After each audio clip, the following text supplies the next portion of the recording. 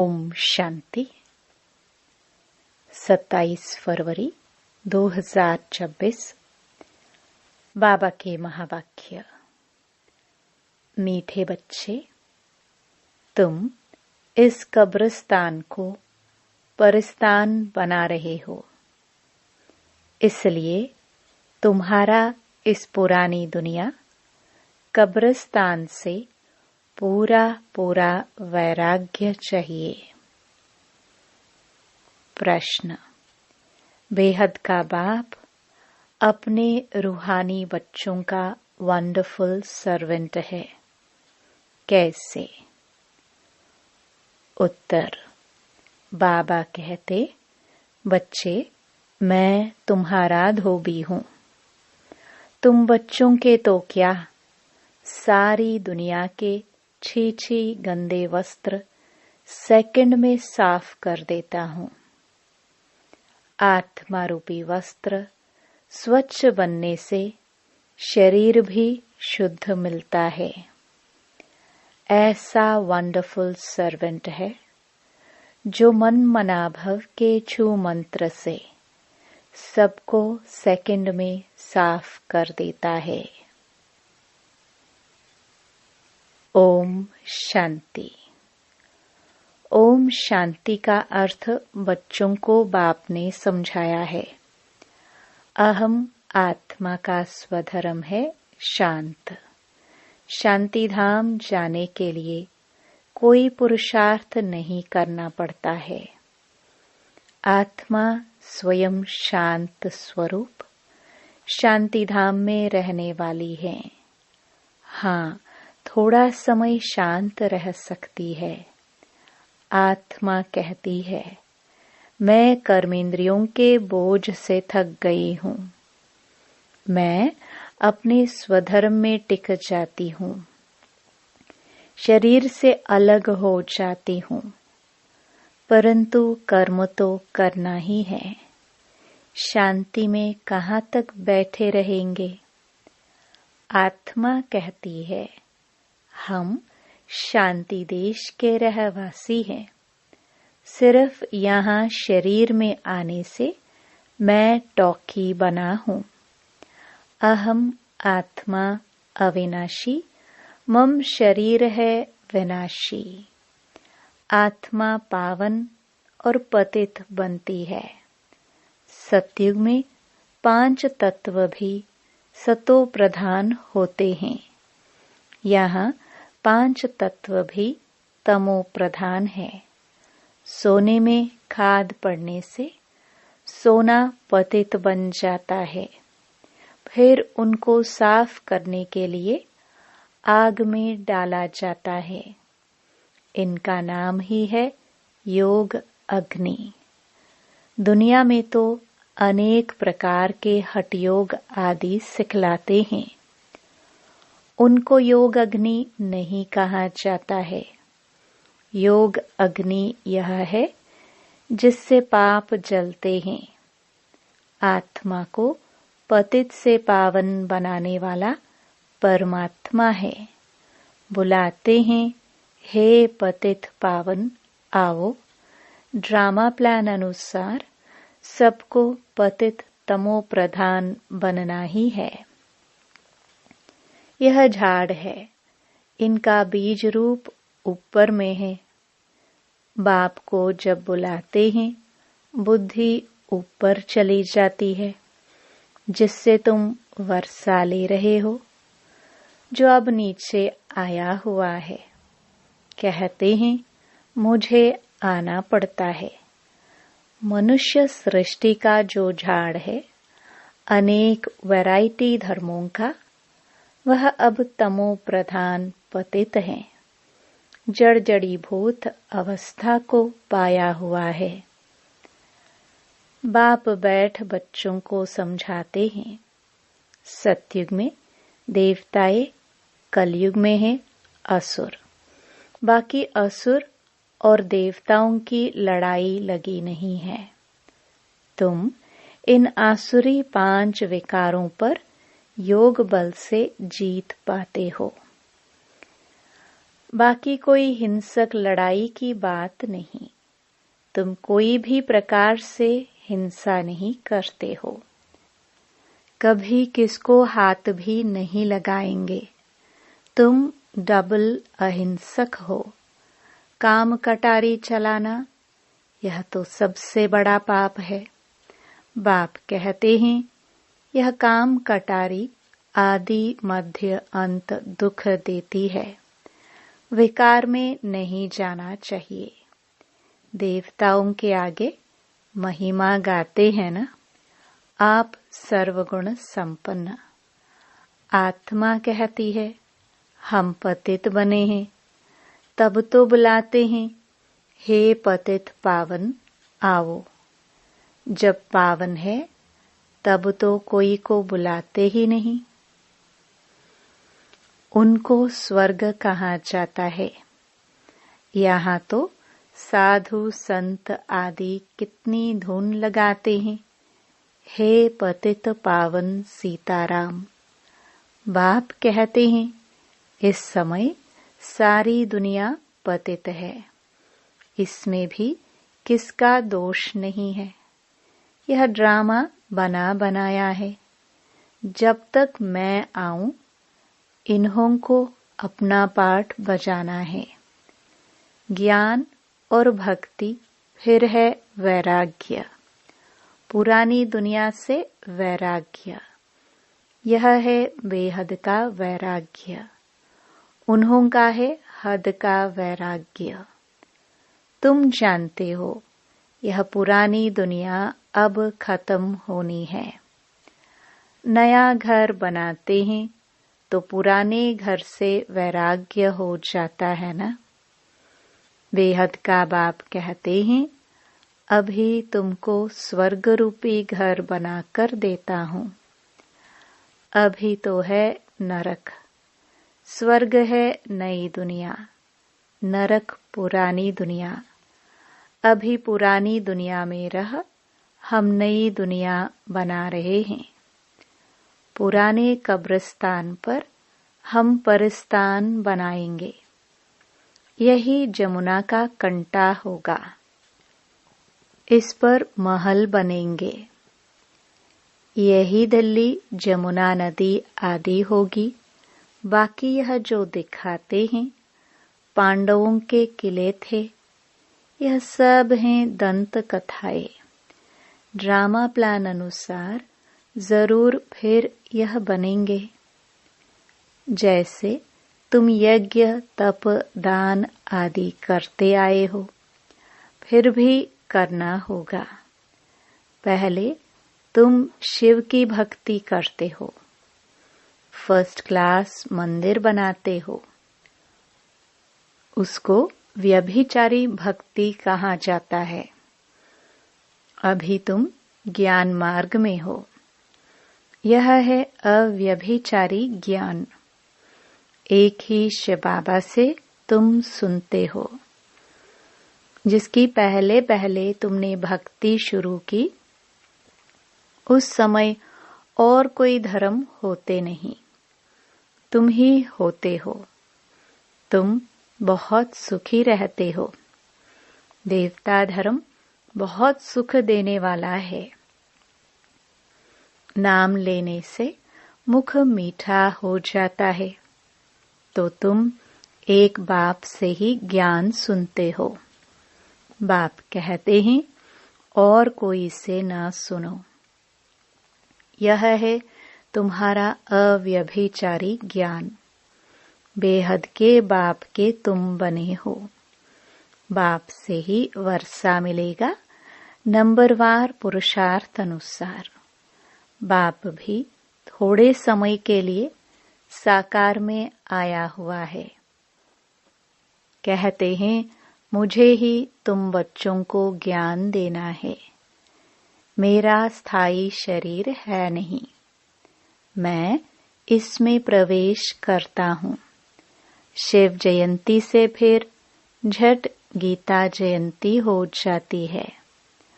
उनसे ही ज्ञान शुरू कर देते हैं। यह रूहानी विद्या तुमको सुप्रीम रूह ही दे रहे हैं, पानी की बात नहीं। पानी को थोड़े ज्ञान कहेंगे, पतित से पावन ज्ञान से बनेंगे। पानी से थोड़े पावन बनेंगे। नदियां तो सारी दुनिया में है ही। यह तो ज्ञान सागर बाप आते हैं, इसमें प्रवेश कर नॉलेज सुनाते हैं। यहाँ जब कोई मरते हैं तो मुख में गंगा का जल डालते हैं, समझते हैं यह जल है पतित से पावन बनाने वाला, तो स्वर्ग में चला जाएगा। यहाँ भी गौमुख पर जाते हैं। वास्तव में गौमुख तुम चैतन्य हो, तुम्हारे मुख से ज्ञानामृत निकलता है। गौ से दूध मिलता है, पानी की तो बात नहीं। यह अभी तुमको पता पड़ा है। तुम जानते हो ड्रामा में जो एक बार हो गया है वह फिर 5000 वर्ष के बाद होगा। हूबहू रिपीट। यह बाप बैठ समझाते हैं, जो सभी का सद्गति दाता है। अभी तो सब दुर्गति में पड़े हैं। आगे तुम नहीं जानते थे कि रावण को क्यों जलाते हैं। अभी तुम समझते हो बेहद का दशहरा होना है। सारी सृष्टि पर रावण राज्य है ना। यह सारी जो पृथ्वी है वह लंका है। रावण कोई हद में नहीं रहता। रावण का राज्य सारी सृष्टि पर है। भक्ति भी आधा कल्प चलता है। पहले होती है अव्यभिचारी भक्ति, फिर व्यभिचारी भक्ति शुरू होती है। दशहरा, रक्षाबंधन आदि सब अभी के त्योहार है। शिव जयंती के बाद होती है श्री कृष्ण जयंती। अभी कृष्णपुरी स्थापन होती है। आज कंसपुरी में है, कल कृष्णपुरी में होंगे। श्री कृष्ण थोड़े यहाँ हो सकता। श्री कृष्ण जन्म लेते ही हैं सतयुग में। वह है फर्स्ट प्रिंस। स्कूल में पढ़ने जाते हैं। जब बड़ा होता है तब गद्दी का मालिक बनता है। बाकी यह रास लीला आदि वह तो आपस में खुशी मनाते होंगे। बाकी श्री कृष्ण किसको बैठ ज्ञान सुनाए, यह हो कैसे सकता। सारी महिमा एक शिव बाबा की है, जो पतितों को पावन बनाते हैं। तुम कोई बड़े ऑफिसर्स को समझाओ तो कहेंगे आप राइट कहती हो, परंतु वह और किसी को सुना ना सके। उनकी बात कोई सुनेगा नहीं।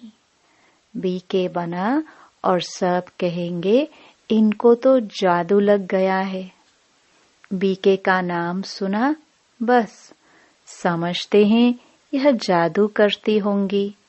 थोड़ा किसको ज्ञान दो तो कह देते यह बीके जादू लगाती हैं। बस यह तो सिवाय अपने दादा के और किसको मानती नहीं। भक्ति आदि कुछ नहीं करती। बाबा तो कहते हैं किसको मना नहीं करना है कि भक्ति न करो, आपे ही छूट जाएगी।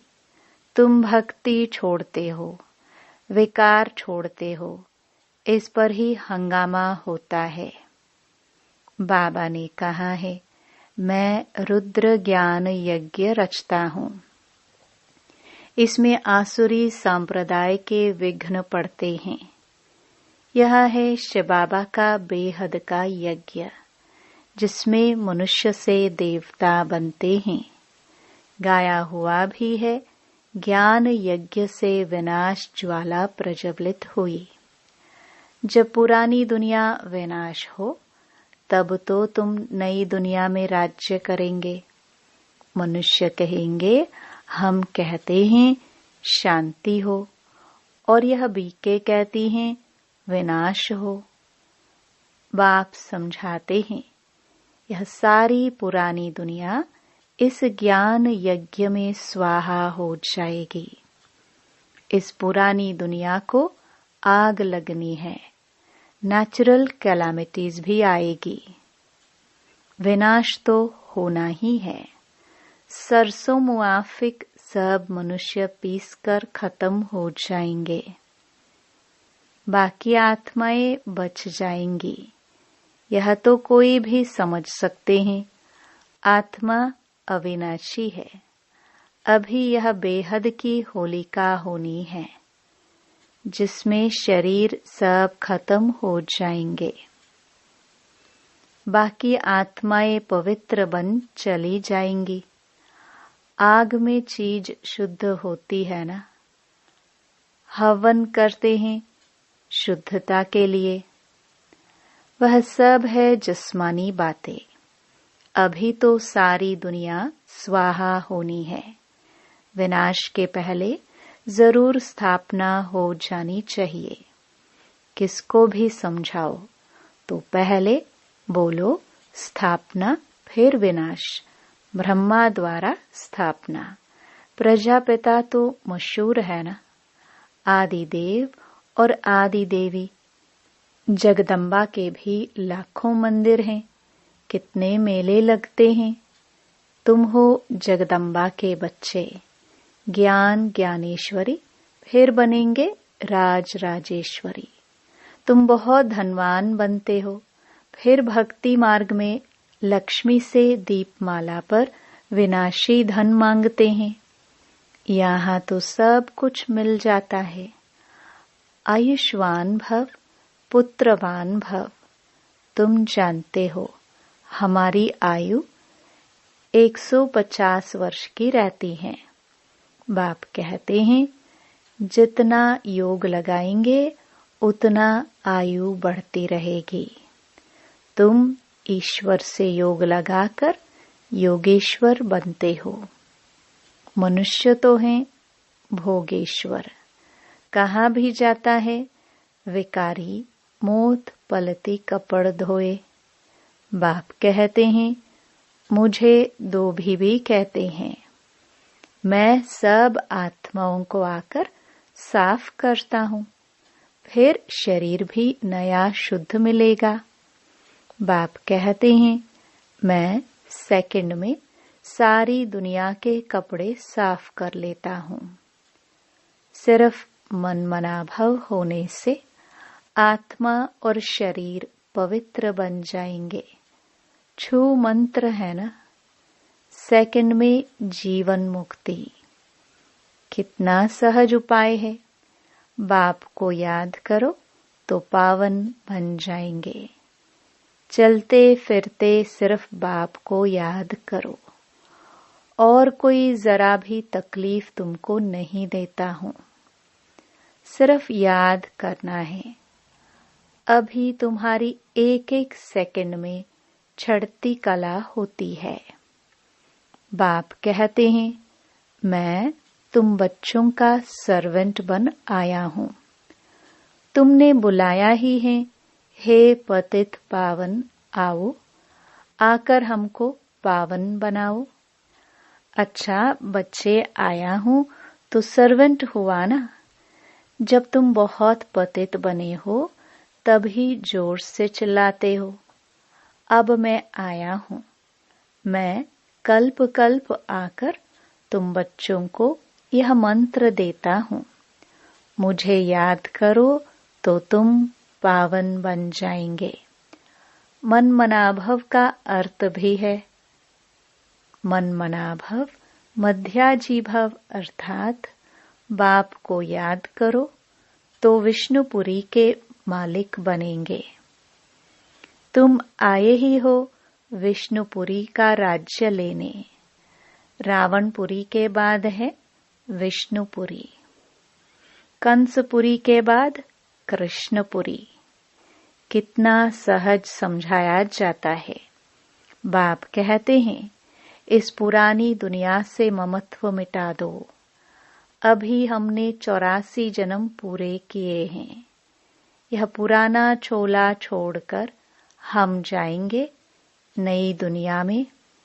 याद से ही तुम्हारे पाप कटते जाएंगे।